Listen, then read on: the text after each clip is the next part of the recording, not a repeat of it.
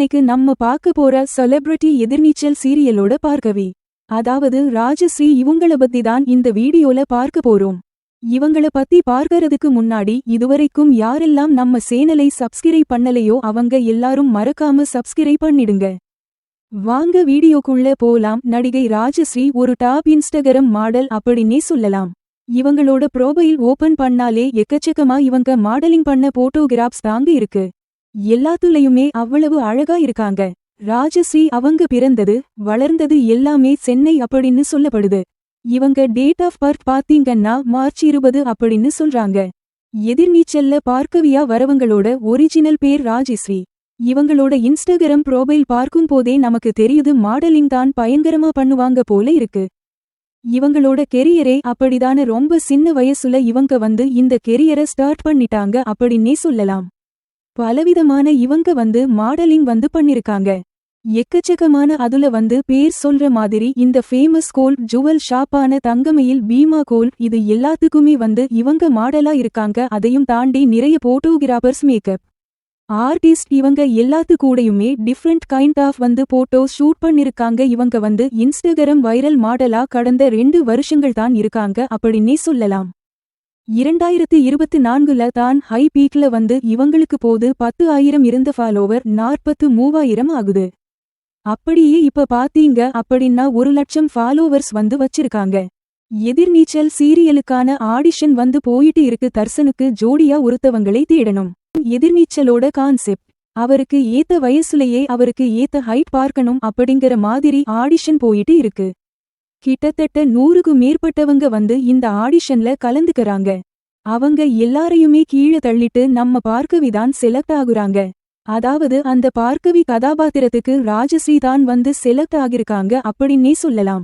இப்ப வந்து இவங்களுக்கு வந்து ரொம்ப புதுசு. இந்த நடிப்புன்றது ரொம்ப புதுசு. லைஃப்ல நிறைய ஸ்ட்ரகிள்ஸ் வந்து இவங்க பேஸ் பண்ணி இருக்காங்களா. அப்படி எல்லாம் வந்து ரொம்ப சோகமா இருக்கும்போது ஆக்ட்ரஸ் நயன்தாரா அவங்களோட திரைப்படத்தில வரக்கூடிய ஒரு பாடல் இதுவும் கடந்து போகும் அப்படின்ற அந்த பாடல தான் கேப்பாங்களாம். அந்த மாதிரிதான் அவங்களோட லைஃப்லயும் நிறைய ஸ்ட்ரகிள்ஸ் இருந்ததுனால கண்டிப்பா இதுவும் மாறும். இது எல்லாமே கடந்து போகும் அப்படின்ற மாதிரி அவங்களை தேத்திப்பாங்களாம். அப்படி இருக்கிற டைம்ல தான் இந்த எதிர்நீச்சல் சீரியலுக்கான வாய்ப்பு உங்களுக்கு கிடைக்குது. ஒரு செகண்ட் வந்தா கூட போதும், இல்ல 2 நிமிஷம் வந்தா கூட போதும். அந்த வாய்ப்பை கரெக்டா பயன்படுத்திக்கணும் அப்படின்ற மாதிரி எண்ணம் கொண்டவங்களா. அதே போல எதிர்நீச்சலுக்கான வாய்ப்பு வந்து கிடைக்கும் போது அதை கரெக்டாவே பயன்படுத்திட்டேன் அப்படின்ற மாதிரி அவங்க வந்து சொல்றாங்க. அண்ட் இப்ப வந்து பாத்தீங்கன்னா அவங்களுக்கு ஸ்பெசிபிக்கா ஃபேன்ஸ் எல்லாமே அதிகம் ஆயிட்டாங்க அப்படின்னே சொல்லலாம். ஸ்டார்டிங்ல இவங்கள வந்து ஒரு மாதிரி கொஞ்சம் மூஞ்சியாவே தான் காமிச்சிட்டு இருப்பாங்க. தர்சனுக்காக ஏங்கி தர்சன் லவ் பண்ணி ஏமாத்திட்டாரு, என்ன எப்படி பண்றாரு அப்படின்ற மாதிரியே இருக்கும். ஆனா சீரியல் போக போக பாத்தீங்க அப்படின்னா அந்த அழுமூஞ்சி கொஞ்சமா அழுகுறது பயங்கரமா பெர்ஃபார்மன்ஸ் பண்ணி இருப்பாங்க. பார்கவியோட ஆக்சுவலி பார்கவி கதாபாத்திரத்தில இருக்கு நம்ம ராஜஸ்ரீ. அந்த பார்கவி அப்படின்ற கதாபாத்திரத்தை உள்வாங்குன ராஜஸ்ரீ. உண்மையிலேயே அவங்க இந்த மாதிரி ஒரு லவ் ஃபெயிலியர், இப்படிப்பட்ட ஒரு குடும்பம், அடிதடி கூத்து கொலைன்னு இருக்கக்கூடிய ஒரு குடும்பம், இந்த குடும்பத்துல வந்து நம்ம மாட்டிக்கிட்டோம். பார்கவி சூப்பர நடிக்கிறாங்க. எதுக்கு இவ்வளோ பெர்ஃபார்மன்ஸ் அப்படின்னா ஒரு சின்ன சீன்ல நல்லா நடிச்சிட்டா கூட எதிர்நீச்சல் ஸ்பாட்ல இருக்கக்கூடிய அந்த சீன் ஸ்பாட்ல எல்லாருமே கை தட்டி என்கரேஜ் பண்ணுவாங்களாம். அது ஒரு மாதிரி பூஸ்டப் மாதிரி இருக்கிறதுனால கண்டிப்பா வந்து எல்லார்கிட்டயுமே கைத்தட்டல் வாங்கணும் அப்படின்ற மாதிரி இவங்க நடிப்பாங்களாம். இவங்க நடிச்சிருக்காங்க. ஓகே, நம்ம வந்து இந்த கேரக்டருக்கு வந்து ஒரு ஜஸ்டிபிகேஷன் கொடுத்திருக்கோம், நல்லா நடிச்சிருக்கோம் அப்படின்னு நினைச்சிருந்திருக்காங்க. ஒன்ஸ் இந்த சீன் எல்லாம் நடிச்சு முடிச்ச பிறகு கோ ஆர்டிஸ்ட் எல்லாமே வந்து ஜூனியர் பொண்ணு கை தட்டக்கூடாது அப்படின்னெல்லாம் இல்லாம எல்லாருமே கை தட்டி என்கரேஜ் பண்ணிருக்காங்க. இவங்களுக்கு ஓரளவுக்கு சாட்டிஸ்ஃபைடா இருக்கு. ஓகே, நம்ம நல்லா பெர்ஃபார்ம் பண்ணிருக்கோம், பார்க்கலாம் அப்படின்னு. ஆனா ஒன்ஸ் இந்த சீன் ரிலீஸ் ஆன பிறகு இவங்க சன் நெக்ஸ்ட்ல இவங்களும் தர்சனும் நல்லாவே நடிச்சு இருக்காங்க. இத வந்து பார்த்த அத்தனை பேரும் பார்கவி சூப்பர், பார்கவி செம எமோஷனலா இருக்காங்க அப்படின்னு இந்த கமெண்ட்ஸ்ல எல்லாம் பார்கவின்னு பார்க்கும்போது இவங்களால அந்த சந்தோஷத்தை தாங்கிக்கவே முடியலையா. இவ்வளோ நாள் கஷ்டப்பட்டதுக்கு கிடைச்ச ஒரு பெரிய வெற்றியாதான் இவங்க வந்து பார்க்கறாங்களாம். அண்ட் அந்த கமெண்ட்ஸ்ல ஃபுல்லா இவங்களை பத்தி பேசும்போது அண்ட் இவங்களோட நடிப்பு இவங்களே வந்து சன் நெக்ஸ்ட் ஆப்ல அந்த ஸ்கிரீன்ல பார்க்கும்போது வேறேதோ பொண்ணு நடிச்சு பாக்குறது வேற ஏதோ ஒரு பொண்ணு அப்படின்னு ஃபீல் பண்ணும்போது இவங்க நடிக்கிறத பார்த்து இவங்களுக்கே அழுகு வந்துருச்சுன்னு சொல்றாங்க. அந்த அளவுக்கு நான் பெர்ஃபார்ம் பண்ணிருக்கேன், எனக்கே ரொம்ப சந்தோஷமா இருக்கு அப்படின்னு அவங்களை பத்தி சொல்றாங்க. நம்ம ராஜஸ்ரீ இந்த சீன் எடுக்கும்போது வேற ஒரு சீன் தான் வந்து திருச்செல்வம் அவர்கள் எழுதியிருக்காரு. ஆனா ஸ்பாட்லயே மறுபடியும் இந்த சீனை மாத்தி இருக்காரு. ஒரு 7 பேப்பர் எக்ஸ்ட்ராவா போயிருந்திருக்கு. இதை பார்த்த தர்சனுக்கு பயம் வந்துருச்சாம்.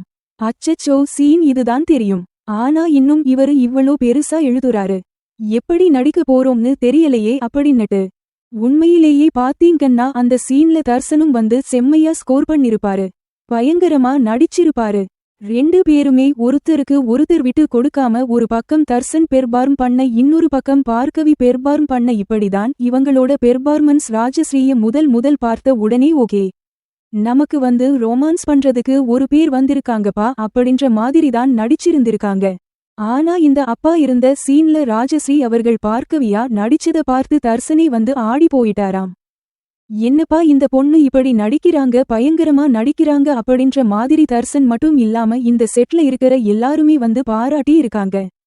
டைரக்டர் திருசெல்வம் சாரும் வந்துட்டு நல்லா பண்ணிருக்கீங்கம்மா, இதே மாதிரி பண்ணுங்க, பாராட்டி இருக்காங்க. இதெல்லாம் கேட்கும்போது பார்கவிக்கு ரொம்ப ஹாப்பியா இருந்திருக்கு. அண்ட் வீட்ல உங்க ஃபேமிலி அண்ட் பேரண்ட்ஸ் எல்லாருமே பார்த்துட்டு ரொம்பவே சந்தோஷப்பட்டாங்களாம். செமையா பண்ணிருக்க, இதே மாதிரியே பண்ணு, கண்டிப்பா உனக்கு சினிமால ஒரு பெரிய வாய்ப்பு வந்து காத்துக்கிட்டே இருக்கு, ஒரு நல்ல எதிர்காலமும் இருக்கு, இப்படியே பண்ணுன்னு சொன்னாங்களாம்.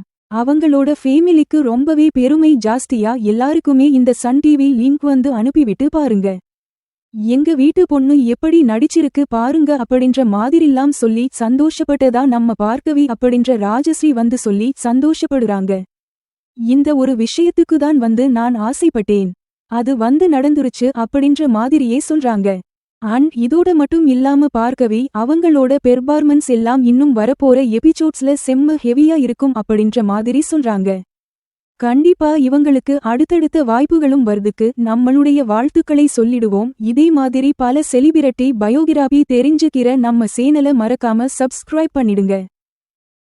சொந்தமா தொழில் தொடங்கணும்னு ஆசையா, ஆனா முதலீடு நினைச்சு கவலையா இருக்கா? கவலை விடுங்க. ஆர்ஆர்ஆர் ட்ரேடிங் கம்பெனி இப்போ உங்களை ஒரு வெற்றிகரமான பிஸ்னஸ் மேனாக மாற்ற ரெடியாக இருக்கும். முக்கிய அம்சங்கள் என்னென்னா, பாக்கு மட்டை தட்டு தயாரிப்பு தொழில் ரொம்ப சிம்பிள், ஆனால் லாபம் அதிகம்.